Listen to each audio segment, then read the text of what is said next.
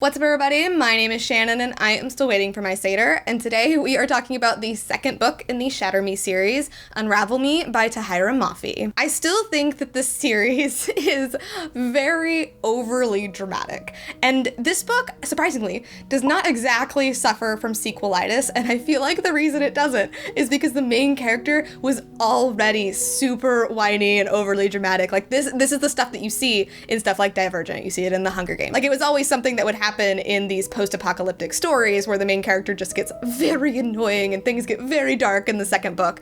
And I think with Unravel Me, it bypasses that because, like, we're already in it. We're already dealing with it. And honestly, so here's the thing.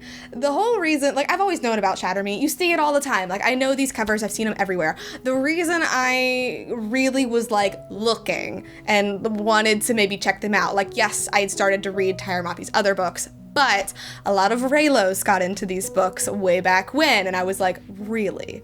Interesting. I will take note of that. Read the first book, I was like, it's not really my headcanon of Raylo, but, like, I guess maybe. And then I read Unravel Me, and I'm like, oh, like italicized oh. Unravel Me takes place pretty much entirely within Omega Point, which is where Juliet and Adam and James ran away to at the end of Shatter Me. This is them figuring out their powers. This is them figuring out, like, what's going on in the world. And Juliet is definitely, like, having to face that she has to make her own decisions. She has to figure out, like, what she wants, and she needs to, like, listen to the people around her to try to get a grip and try to educate herself on, like, what's actually happening in the world, because she's been shut away from it for so long, and she hasn't really had, like, the most reliable information when it comes to everything. So of course when she arrives in Omega Point, like, she doesn't want to be there, nothing makes sense, but, like, slowly she does start to kind of, like, trust people here and there.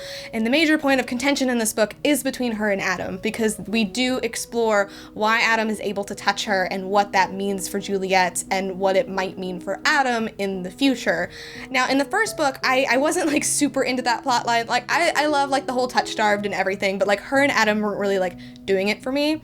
In this book, I really do see why it is so important for Juliet to have this connection and this relationship, because she's never been able to be touched by anybody. It doesn't even have to really be in, like, a romantic light, the way that the metaphor works in this book. So having this stress placed on this relationship really does do interesting things for Juliet's character that I wasn't expecting. But now that I've read a little bit more of Tahereh Mafi's work, I can't say that I'm surprised anymore that we are gonna go deeper with this. The biggest surprise to me, though, is that we do have the return of Warner, and we get to learn a lot more about him. I did not like him in the first book at all. He was creepy, he was weird, I didn't want to know any more about him. In this book, I'm like, okay, I get it, and I see now, I see where we're going. I'm not gonna say any more about that, but I am very interested in his character. He is a lot more complex than I thought he was. I don't think the story is gonna go where, like, it would be assumed to go. I think we're gonna be in for some twists and turns, and honestly, like, I'm excited about that. I really thought this story was gonna be very predictable. I knew exactly where it was gonna go, but it's actually proving to surprise me a little bit. So I'm giving this one a B+.